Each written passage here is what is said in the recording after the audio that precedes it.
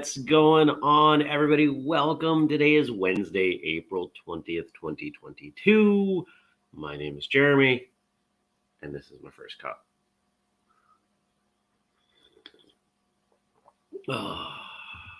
Good morning, Liz. Where is everybody this morning?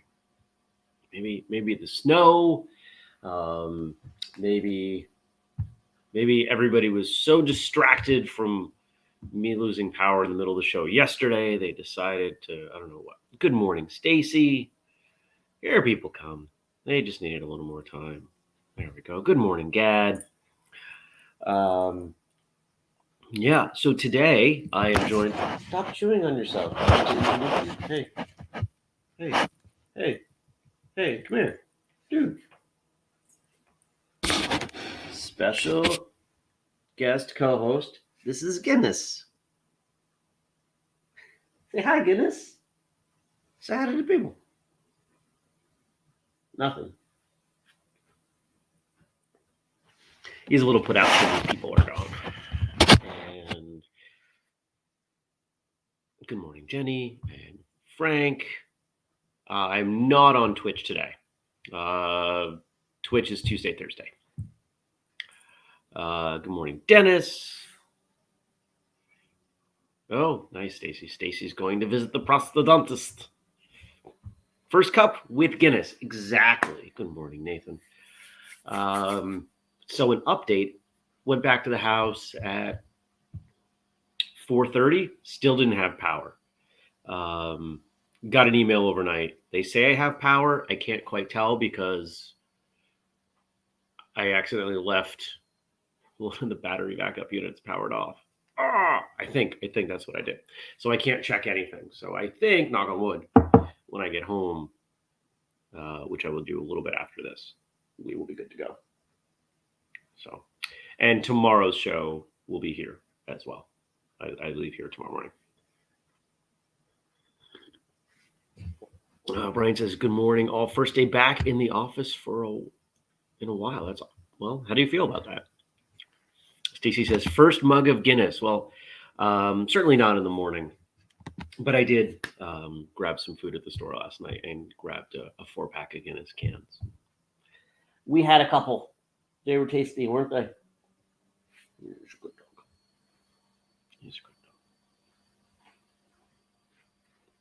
He's a rescue. He's a down south rescue. He's got some stuff, but we're hanging out. We're doing all right. Snowing again. Still, again, I don't know. It's like 32 degrees. And I will tell you that to get back and forth from here to my house, which is less than 10 miles, 2, 4, 5, yeah, maybe it's 11. It's not. It's somewhere right around there. It's 30 minutes. It takes me 30 minutes to get there right now. The roads are terrible. I am thankful that I'm driving the Jeep because I don't know that the RAV would have been able to do it. Well, it would have. It just would have taken like 45 minutes, which is ridiculous. Frank says he didn't get his usual notification from Facebook that I went live. I'm not sure why. I don't believe I did anything differently. Maybe Facebook has decided they hate us. They're shadow banning us. Could be a thing. Brian says got a small cough, persistent. I think the seed thing is finally hightailing it down yonder away from our house. Well, that's a good thing. Stacy says, yay for Ghost. Yeah, I put a post up on Facebook yesterday saying, hey, so here's my new ride. I call her Ghost. Don't rain on my parade. And nobody did. And so I'm very thankful of that. And he says, you can have fun with the Jeep on the roads.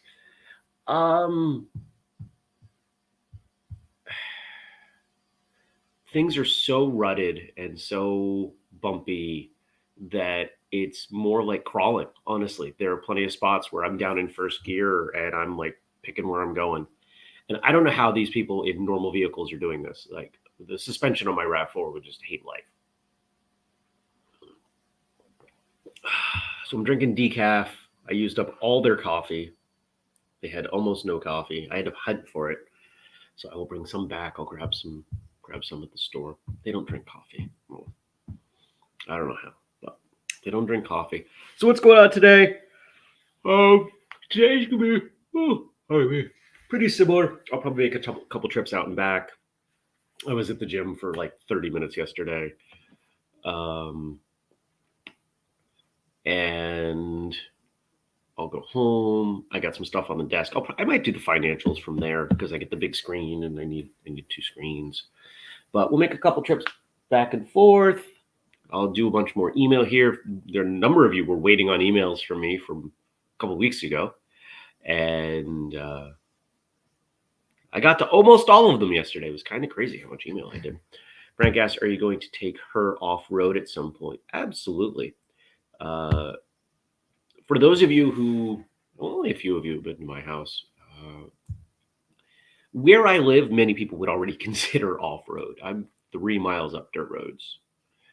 And the big difference between where I live and going off-road is that it's wider. You can get 2 cars side by side. Other than that, it's pretty much the same. But yeah, there are some trails that I know of that I should be able to handle with this. You know, one of the things that people do, they get an off-road vehicle or a 4-wheel drive vehicle, and they think that they can drive anywhere. And like anything else, it's a skill. We do have, there's a place, and I don't know that I would go there. I might go there, but there's a place in Vermont that teaches you how to drive like kind of extreme off-road stuff.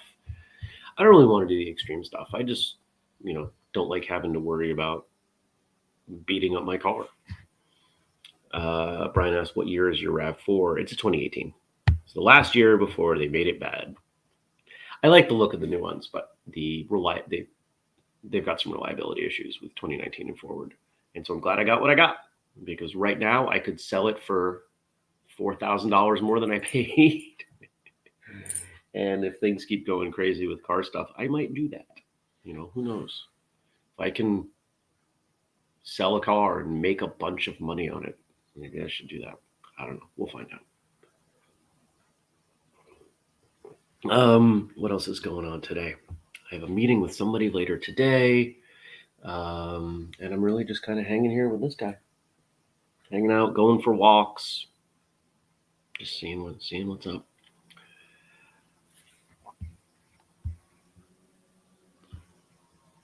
Nice, Brian's other half has a 2019 leased one. Yeah, it's hit or miss. It seemed like anything with cars, right? Like, you guys remember the Mazda I had? That was a disaster, but there are plenty of people out there that have had no problems with theirs, and that's okay. What else can I tell you? Yesterday was just such a simple day. Gym for a little bit, walking the dog, email. Oh, this was interesting. I didn't have real food, like a meal, until dinner. I had maybe 200 calories of turkey jerky. That was all I had, because as I was getting ready to leave, the power was out. And I was like, oh, this totally changes everything. And I didn't want to open the fridge or the freezer if I could help it. But I will tell you, if you look for good quality beef jerky, assuming that you eat beef jerky, turkey jerky, chicken jerky, whatever, there are so many varieties. Assuming that you eat something like that, keeping some of that around for maybe not emergencies, but inconvenient times, it's probably a good idea. Have a good day at work, Andy. Oh yeah, thank you, Stacy. Josh says, good morning, Josh.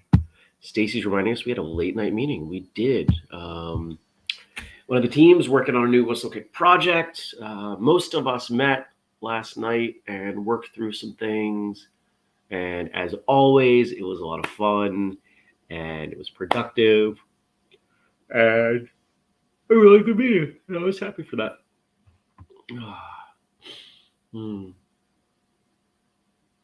just looking outside at all the trees blowing around. One of the things I miss about First Cup at home is that the windows are here, right? So you guys see me, like I'll talk to you and then something catches my eye. But here, at least I get to face you. I mean, the camera's here, so you can tell I'm not looking at you, but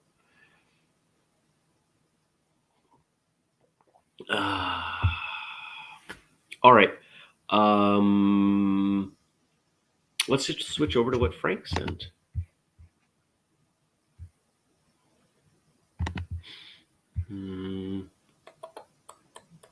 Where am I? Oh, I'm here. That's where I'm going. Oh, can you hear that? It's blustery. That's a good word. Frank's stress test is at 10:30 a.m. So, um, everyone, send Frank some good thoughts. So today is Volunteer Recognition Day. Volunteering is important. Volunteering doesn't always look the same for people. I think I've known people. This doesn't happen often, but maybe you've known people like this where they almost get judgmental if you don't volunteer for an organized thing. And it doesn't have to look like that. And I think you'll understand more of what I mean as I read these. I lost my tab. There we go. Oh, it's hidden. Let's move. Come on.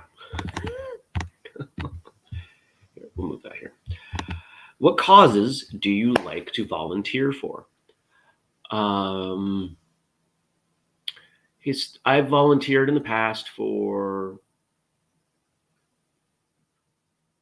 nonprofits related to kids, the United Way, faith-based groups. Haven't done Habitat for Humanity. My volunteering tends to be a little bit different because I'm constantly offering people help. What do you need? Is there something I can do? I'm a busy person. And a lot of volunteer opportunities, they want you to be recurring. Let's say like the food shelf. I would imagine that if I reached out to them and said, hey, can I volunteer? They would say, sure. And they would want to put me on a schedule in a recurring way because they have to schedule people, and just having people come in randomly doesn't help them in the same way. I have so many recurring appointments that's not generally what I do. If somebody is doing a thing, I will donate money to it, most likely. I can't donate to everything, and I definitely can't donate a lot to everything, but I will usually throw a few bucks at pretty much everything. I have always been quite willing to share my time with whomever needs it, whoever wants it, whether it's martial arts related or not. You need me to lug boxes, I'll do that. I've helped businesses, nonprofit businesses relocate and do IT related stuff.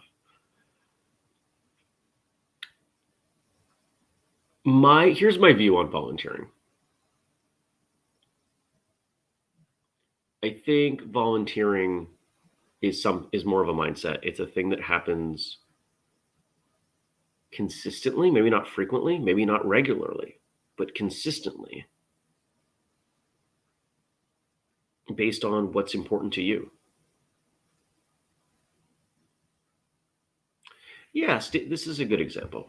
Stacy says, a week of her martial arts school summer camp every year. That's my big thing. I do other smaller things, photos wherever I can, folding cranes for cancer organizations. Yeah, it's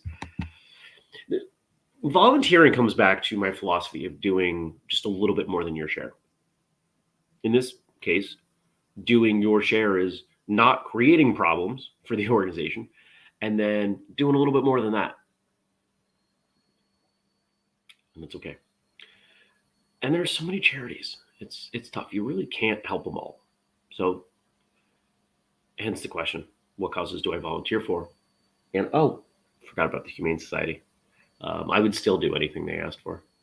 The local Humane Society, the local Prevent Child Abuse chapter. Back when I had the IT company, we had a nonprofit rate, and it was roughly half. And we did work for Boy Scouts, home share organization. There were probably a dozen on the client roster. Stacy says, and this wacky organization known as Whistlekick. Well, anything I can. Thank you. Appreciate that. All right. Number 2. When you founded this company, would you have guessed Whistlekick would have this many people volunteering? No. No, I don't. No, I did not. I am thankful because we wouldn't be where we are.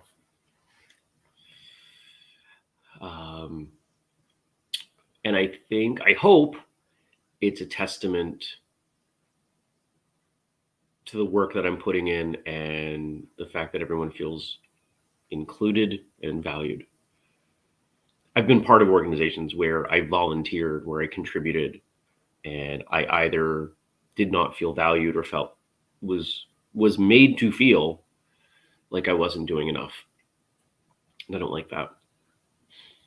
There's someone that wrote in, and we're trying to find them a role, and I spent some time thinking about it. I said, "What if you did this?" And I'm not going to share what it is or who it is because I don't generally name names. But what this person is going to do on the surface sounds really insignificant, or likely would to some. But it has to do with us sourcing material for social media because we're constantly trying to come up with stuff and find more good stuff to share. And so that's what I've asked this person to start with. We'll see how that goes.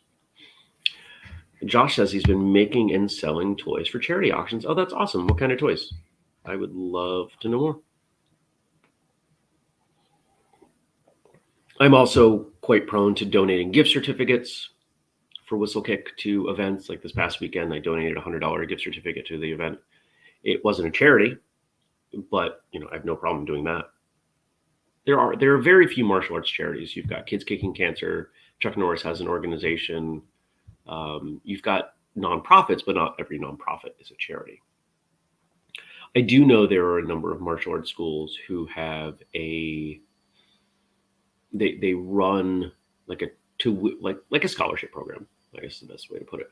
They keep some money aside to support those who can't afford classes but want to train. And someday, I would like for us to do one of those. I think that's where we're going to end up for a charity. But we definitely aren't there. We are not there. And so number 3, let's give a special shout out to all the people who help out at Whistlekick. Now, I'm not going to name everyone because I do not publicly name names for pretty much anything. I don't give out contact information. I don't do that stuff. But a bunch of you are in the chat here. Frank obviously contributes his time here to First Cup.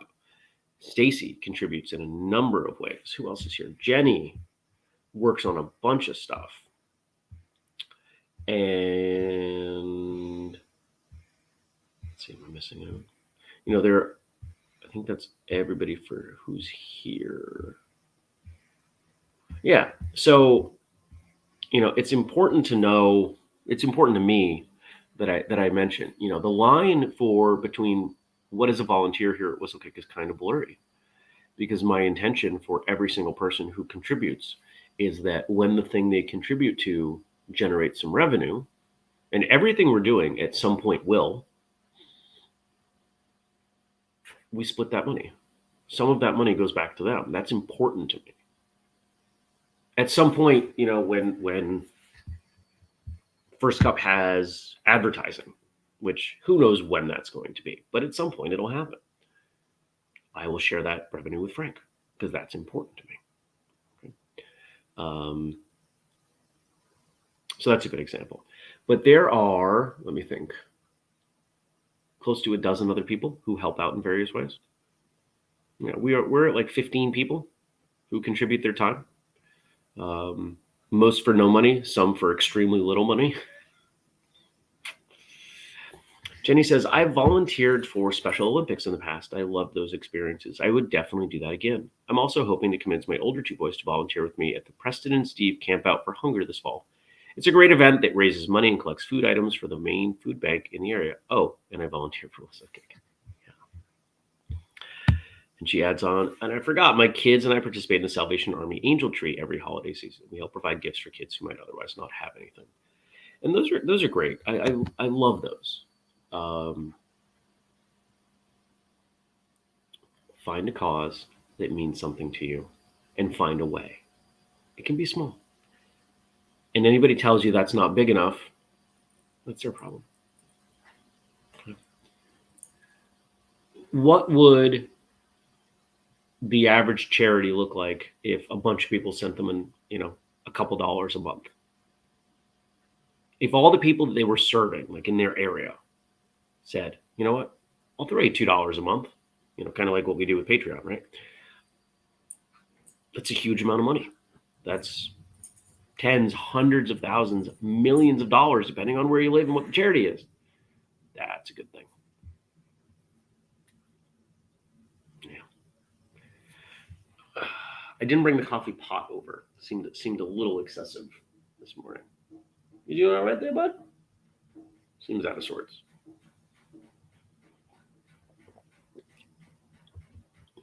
Oh, okay. So Josh is telling us about his toys. So far, they are Lego minifigures of the Rocketeer and resin figurines of Beverly from Howard the Duck. And the proceeds go towards organizations like Hero Initiative, which provides financial medical support for comic book artists who often work gig to gig without benefits. It's not much money, but just a chance to be creative and help some people out. That's the best stuff. It's, again, consistency, right? Like this is a theme that comes up constantly for us. If you are consistent in what you do, it makes a big impact. It doesn't have to be these big surges of all at once. There are times when that's appropriate, but not always. All right. So I asked yesterday, what, quote, martial arts items do you have with you at least most of the time? And I'm going to pick on at least one of you for your very loose definition of what an item is. So you can think about that. We've got a few more minutes, and we'll finish off with this today.